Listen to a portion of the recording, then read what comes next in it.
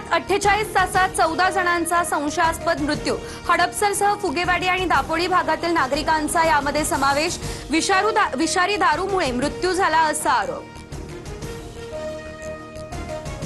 आरोपी योगेश वानखेडे मिथेनॉल यामध्ये दारूमध्ये आढळल्यानं 14 जणांचा मृत्यू झाल्याचा संशय।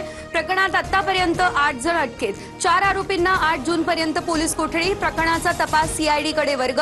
गृह विभागाचा हा निर्णय। मुख्यमंत्री फडणवीस यांच्याकडून दारूमुळे झालेल्या मृत्यू प्रकरणाची दखल, तर घटनेच्या मुळापर्यंत जाणार, कठोर कारवाई करणार, फडणवीसांचं आश्वासन।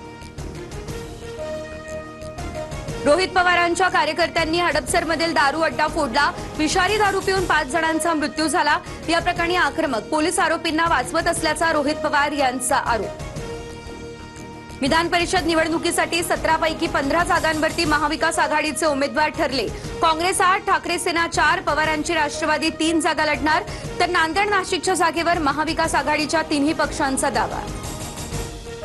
मराठवाड्यात महायुतीमध्ये विधान परिषदेसाठी पेच कायम। छत्रपती संभाजीनगरच्या जागेवरून शिवसेना आणि भाजपमध्ये रस्सीखेच सुरू। दिल्लीतील बैठकीतही तोडगा नाही।